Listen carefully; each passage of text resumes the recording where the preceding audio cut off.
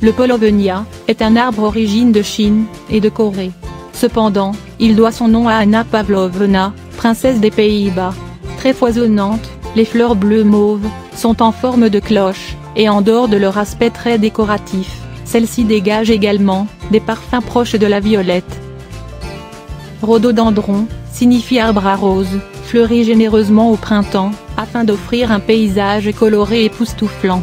Le rhododendron est une plante originaire d'Asie, qui se cultive fortement en France, y compris dans les montagnes. L'aubépine est un arbuste épineux, à fleurs rosées odorantes, à la fin du printemps. Ses petits fruits rouges, les senelles, apparaissent au début de l'automne, et sont comestibles. Les fleurs de l'aubépine est un bon remède contre les troubles cardiovasculaires, ou des problèmes de sommeil. Les muscaries, appelées aussi jacinthes à grappes, sont des plantes bulbeuses d'assez petite taille. La floraison, généralement d'un bleu-violet soutenu, a lieu tôt, à la fin de l'hiver et au printemps. Le coquelicot, ou pavot annuel, pavot rouge ou ponceau, est une plante annuelle. Il est très présent dans les champs, et au bord des chemins. Le coquelicot doit son nom à une métaphore entre sa couleur, et celle de la crête du coq. Elle forme souvent, à l'état sauvage, de grands tapis colorés visibles de loin, qui ont beaucoup inspiré les peintres impressionnistes. Le bouton d'or, appelé également renoncule rampante, est une vivace stolonifère érigée, pubescente, à croissance rapide qui est très rustique.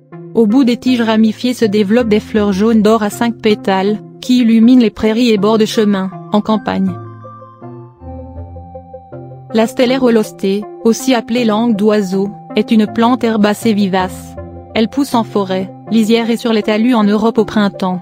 Les jeunes pousses, feuilles et fleurs sont comestibles en salade, qui donnent un goût du petit pois. Le tussilage, ou padane est une espèce de plante herbacée. C'est une plante vivace à rhizome. La plante tire son nom du latin tussilago, qui chasse, qui agit sur la toux. Les fleurs sont excellentes en salade. Leur tige est juteuse, légèrement sucrée et aromatique.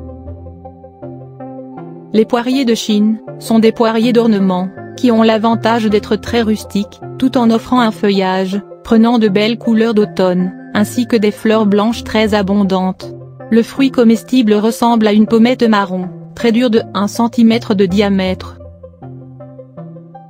Le merisier, ou cerisier sauvage, est un arbre originaire d'Europe, d'Asie de l'Ouest et d'Afrique du Nord. Il est parfois appelé cerisier des oiseaux, ou cerisier des bois. Les fruits de ce merisier sauvage sont de la même couleur rouge foncé.